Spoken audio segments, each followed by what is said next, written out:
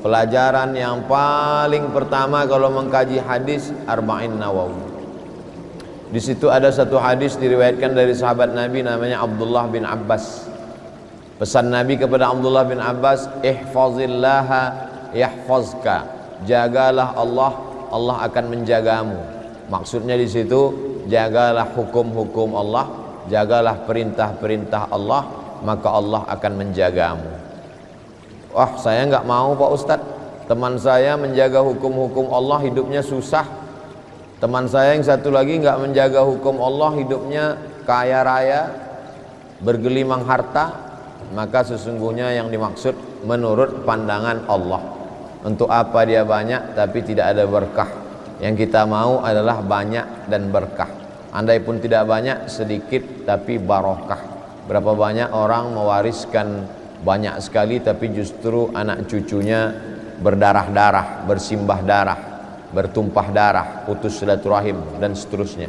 Jadi jagalah hukum-hukum Allah, maka Allah akan menjagamu. Dari mulai bangun tidur kita jaga sunnah-sunnahnya, sampai kita bekerja kita jaga halal haramnya, bersama istri, anak-anak, tetangga dan keluarga kita jaga aturan-aturannya. Kalau kita mencari nafkah kita jaga halal haramnya. Yahfazka, insyaallah Allah akan menjagamu. Itu diantara pesan Nabi kepada Abu Abdullah bin Abbas radhiyallahu anhu. Surat apa yang bisa membuat kita tenang dalam menghadapi permasalahan ujian yang datang? Alam nashrah laka sadrak. Banyak baca, banyak-banyak baca. Alam nashrah laka sadrak. Apakah belum kulapangkan dadamu? Alam nashrah laka sadrak. Wa rafa'na laka dhikrak. Alladhi anqadha dhahrak. Wa rafa'na laka dhikrak. Fa inna ma'al usri yusra. Dua kali diulang. Sesungguhnya dalam kesulitan ada kemudahan. Inna ma'al usri yusra. Fa idza faraghta fansab wa ila rabbika farghab. Banyak-banyak baca. Wasta'inu bis sabri was salah. Tahan mulut, tahan lidah, tahan pikiran. Karena ketika kita sedang tertimpa musibah itu berkata-kata dalam hati dan pikiran, kenapa mesti aku? Kenapa anakku? Kenapa suamiku? Kenapa istriku? Kenapa ayahku? Kenapa ibuku? Tahan itu semua dengan zikir. Zikirnya terserah. Salawat juga zikir. Allahumma salli ala sayyidina Muhammad wa ala ali sayyidina Muhammad. Tasbih juga zikir. Subhanallah wa bihamdihi subhanallahil azim. La ilaha illallah juga zikir. Afdalu zikri fa'alam annahu la ilaha illallah. Baca Quran juga zikir. Alam nashrah laka sadrak wa wada'na anka wizrak. Alam nashrah laka sadrak. Apakah belum kami lapangkan dadamu, hatimu? Wa wada'na anka wizrak. Kami angkat beban. Alladzi anqadha dhahrak, yang membebani pundak. Wa rafa'na laka dzikrak, kami angkat namamu.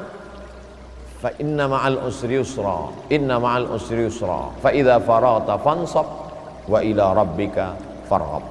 Yang paling bagus lagi, ambil air wudu, salat sunat. Allahu akbar. Allahu akbar kabira. Yang kuterima ini kecil, engkau lebih besar ya Allah. Wa subhanallah walhamdulillahi katsira. Aku tak layak dipuja-puji, engkau yang dipuji. Wa subhanallahi bukratan wa asila. Aku kotor, yang suci itu engkau ya Allah. Wajjahtu wajhi, aku hadapkan wajahku bukan kepada atasanku, bukan kepada notaris, bukan kepada pejabat, pembuat pencatat akta tanah, tapi kuhadapkan kepada engkau. Alladzi fataras samawati wal arda hanifan musliman wa ma ana minal musyrikin. Kuserahkan semua hidupku pada engkau. Inna salati wa nusuki wa mahyaya wa mamati lillahi rabbil alamin la syarika lahu wa bidzalika umirtu wa ana minal muslimin. Habis itu baca Al-Fatihah, habis itu baca alam nashrah laka sadrak wa wada'na anka wizrak alladzi anqadha dhahrak wa rafa'na laka dzikrak fa inna ma'al usri yusra. Inna ma'al usri yusra. Fa idza faraghta fansab wa ila rabbika farghab. Di saat sujud itu buat sujud sepanjang-panjang selama sujud. Nabi pernah sholat, sujudnya sepanjang ayatnya. Jadi ayatnya panjang, sujudnya juga panjang. Menurut medis juga sehat, karena mengatur turunnya oksigen ke otak. Otak kita ini tinggi di atas, jantung di bawah. Jadi ketika orang kolesterol darahnya beku karena banyak darah dan banyak gula menggumpal dengan lemak di darah, kurang oksigen naik ke atas. Itu juga bisa membuat sesak dan lain sebagainya, stroke ringan. Maka ketika kalau dia sujud lama, maka terbantu dengan turun. Secara medis juga sehat, secara psikologis juga sehat. Jadi dua-duanya terjadi dalam sholat. Jika semasa hidup banyak sholat fardu yang tidak dikerjakan, apakah wajib menggantinya atau mengqadhanya? Mengqadha sholat fardu yang lama tinggal dulu, hukumnya wajib dilaksanakan. Bagaimana cara melaksanakannya? Selesai sholat zuhur, maka dia sholat zuhur sekali lagi. Usolli fardhu zuhri arba'a raka'atin qadha'an. Qadha'an, bukan qobo'an. Qobo'an Ustaz. Qobo'an. Nanti habis sholat asar, dia sholat sekali lagi. Usolli fardhu al-asri arba'a raka'atin qadha'an. Tidak ada ikhtilaf 4 mazhab, Hanafi, Maliki, Syafi'i, Hambali. Kalau mau lihat dalilnya gimana Pak Ustaz? Buka handphone, tulis di Google itu qadha salat Ustadz Sarwat. Ustadz Sarwat sahabat saya, dia rajin menulis, punya rumah fikih. Qadha salat Ustadz Sarwat, tulis, langsung dapat jawabannya. Qadha salat yang terlewat Ustadz Ahmad Sarwat LCMA, Rumah Fikih Indonesia. Hanafi, Maliki, Syafi'i, Hambali semuanya mengatakan sholat yang tinggal dulu wajib diqadha. Hanya saja kalau sholat subuh sama asar jangan diqadha di masjid. Yang besok gara-gara ini nanti habis asar qadha. Sholli fardul asri arba'a raka'atin qadha'an.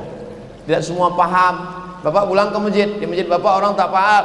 Ditengoknya ada sholat ba'diyah asar. Langsung dia bilang, siapa ini? ISIS.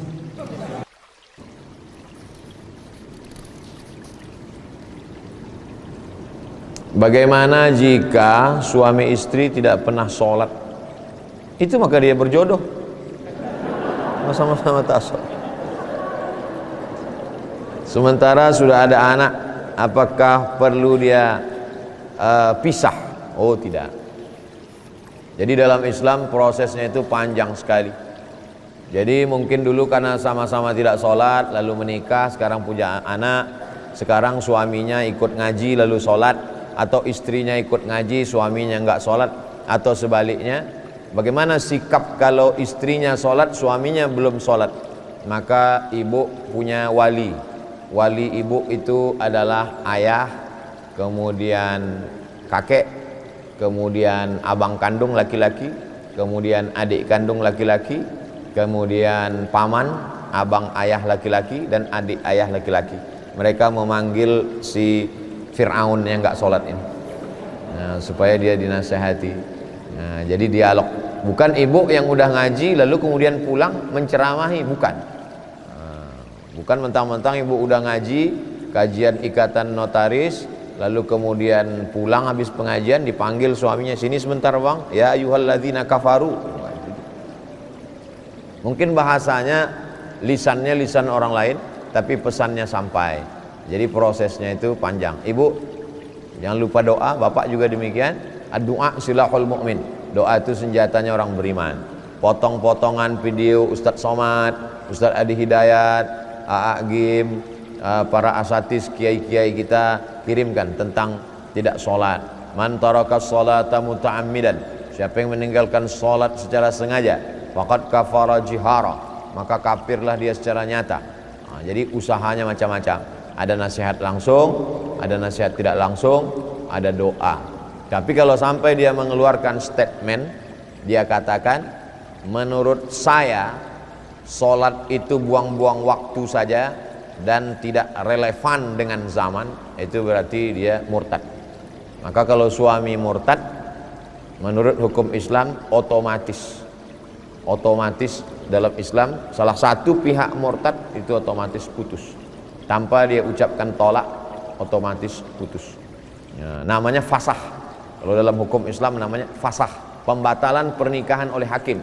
Jadi hakim mengeluarkan surat bahwa pembatalan pernikahan. Tapi kalau dia cuma mengatakan Saya sebetulnya mau sholat, cuman ya nantilah kalau udah pensiun. Nah, itu masih belum, belum murtad. Dia baru sebatas fasik. Papa kapan sholat? Nantilah mah. Kalau ngurus surat-surat tanah nih udah selesai, lalu kita udah mau masuk lubang tanah kata dia. Nah, dia belum kafir, masih fasik. Orang fasik itu belum sampai kepada level kafir, belum murtad. Bagaimana hukumnya kalau sholat tapi tidak tahu artinya? Karena kita tidak bisa bahasa Arab. Allahu Akbar, semua orang tahu Allah Maha Besar. Allahu Akbar kabira, walhamdulillahi katsira, wa subhanallahi bukratan wa asila. Allahu Akbar kabira, Allah Maha Besar. Walhamdulillahi katsira, segala puji milik Allah. Wa subhanallahi bukratan wa asila, Maha suci Allah pagi dan petang. Wajjahtu wajhiya, aku hadapkan wajahku. Lilladzi fataras samawati, kepada Dia yang menciptakan langit dan bumi. Hanifan, aku condong kepada kebenaran. Musliman, aku berserah diri hanya kepada Allah. Wa ma ana minal musyrikin, aku tidak musyrik. Inna salati, salatku. Wa nusuki, ibadahku. Wa mahyaya, hidupku. Wa mamati, matiku. Lillahi rabbil alamin. Saya kira itu, maksud saya tahu arti itu bukan detail seperti sari tilawah saat musabaqah tilawatil Quran. Yang penting kita tahu secara global aja, tidak diterjemahkan per kata gitu, enggak. Alhamdulillah rabbil alamin, segala puji bagi Allah. Ar-Rahmanir Rahim, Maha Pengasih Penyayang. Malik Yaumiddin, yang menguasai hari akhirat. Iyyaka na'budu wa iyyaka nasta'in, kepada Engkau kami menyembah, kepada Engkau minta tolong. Ihdinas siratal mustaqim, tunjukkan kami jalan yang lurus. Siratal ladzina an'amta 'alaihim ghairil maghdubi 'alaihim waladdallin, bukan jalan yang Engkau murkai, bukan pula jalan orang yang sesat. Amin. Amin artinya kabulkanlah ya Allah. Habis itu ayat qul huwallahu ahad, Allah Maha Esa. Allahus samad, Allah tempat meminta. Lam yalid, tidak beranak. Walam yulad, tidak diperanak. Jadi sebenarnya ada beberapa kosakata yang kita tidak tahu, tidak masalah. Yang penting tahu secara global saja.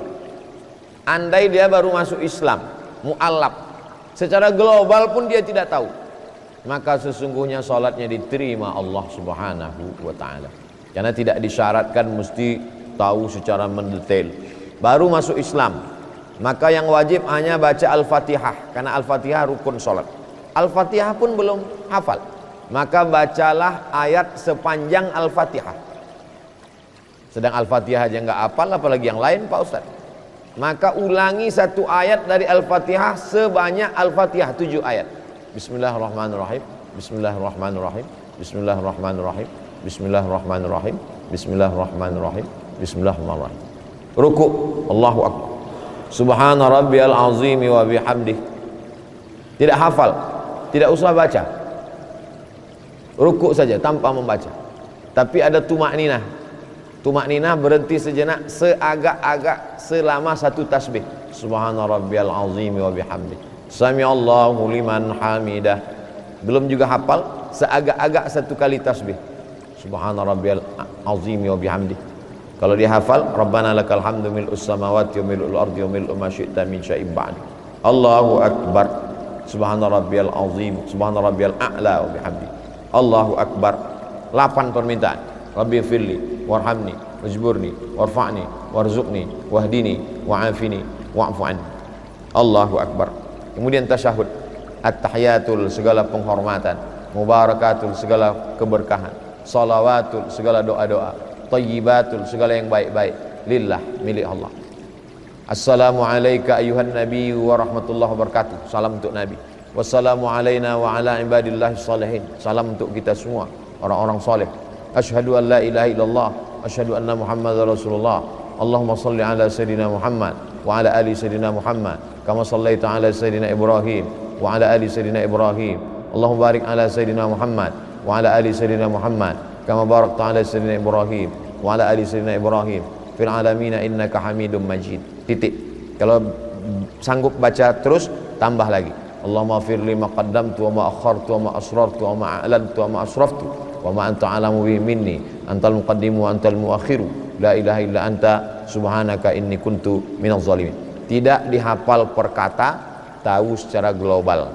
Yang masih bisa membaca masih sempat baca, tapi rata-rata kita secara umum, secara global kita paham bacaan salat itu insya Allah 75% kita paham. Apalagi yang ayatnya kulhu, qul bil falaq, qul bin nas sama kuliah, hafal insya Allah. Bagaimana supaya kita ini solid dalam persatuan? Yang pertama, lihat titik persatuannya. Tuhan kita satu, la ilaha illallah. Nabi kita satu, asyhadu anna Muhammadan Rasulullah. Kitab kita satu, Al-Quran. Kiblat kita satu, fawalli wajhaka syatral masjidil haram. Adapun perbedaan-perbedaan yang sifatnya furu'iyah, berlapang dada menerima perbedaan. Adapun persatuan di organisasi, di masjid, musyawarah. Kalau sudah kalah dalam pemilihan, ya udah kalah aja. Ini banyak ketua masjid, ketua organisasi begitu kalah buat organisasi baru. Kalah jadi ketua masjid, buat masjid baru. Kalah jadi ketua masjid, gak mau lagi datang ke masjid. Gimana kita mau maju? Oleh sebab itu maka nata'awan fi mattafaqna, mari kita bekerja sama pada perkara-perkara yang kita sepakati. Wa nata'adzar fi makhtalafna, mari kita berlapang dada menerima perbedaan. Supaya otak kita ini jangan terlalu berpecah belah. Cari yang kita sepakat. Kita sepakat mendirikan pesantren gratis tahfiz Quran. Sepakat? Sama-sama cari tanah, sama-sama buat bangunan, sama-sama memikirkan anak-anak sekolah gratis. Tidak ada ikhtilaf tentang ini. Sama-sama memikirkan supaya anak kita menjadi penghafal Quran. Sepakat? Sepakat. Sama-sama memikirkan kita punya masjid. Di samping masjidnya ada klinik bersalin gratis, klinik gigi gratis. Duitnya dari mana? Dari wakaf, infak, zakat, sedekah. Membuat klinik, membuat rumah sakit, fakir miskin, yatim dan du'afa. Tidak ada ikhtilaf dalam masalah ini. Karena kalau tidak begini nanti otak kita akan dihabiskan oleh khilafiyah, khilafiyah, khilafiyah, khilafiyah, khilafiyah. Sampai orang udah tahu kalau ustadz ini yang ceramah, ini pasti khilafiyah.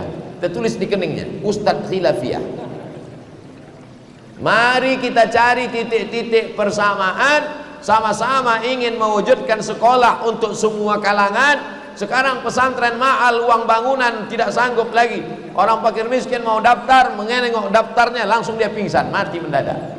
Maka kita wujudkan. Berapa banyak saudara kita di pinggir jalan yang belum makan siang, merantau di perantauan, susah anak istrinya.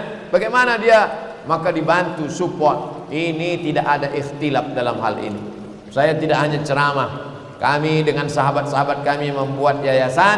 Tahun lalu menerima tahfiz Quran gratis, tahun ini menerima tahfiz Quran gratis. Kita buat di seluruh daerah kita masing-masing. Itulah cara memperbaiki umat. Insya Allah kalau kita buat ini tahfiz gratis, tahfiz, insya Allah 5 tahun, 10 tahun Indonesia akan tetap menjadi baldatun thayyibatun wa rabbun ghafur. Itulah kajian kita pada siang hari ini di hari Jumat yang penuh barakah. Mari kita sama meminta berdoa kepada Allah supaya keluarga kita sakinah mawaddah warahmah, anak-anak kita menjadi hafiz dan hafizah. Yang belum ketemu jodoh ditemukan Allah dengan jodoh yang baik-baik. Yang belum istiqomah supaya hatinya ditundukkan Allah iman dan Islam. Ala hazihin niyah, untuk niat yang baik-baik. Al-Fatihah.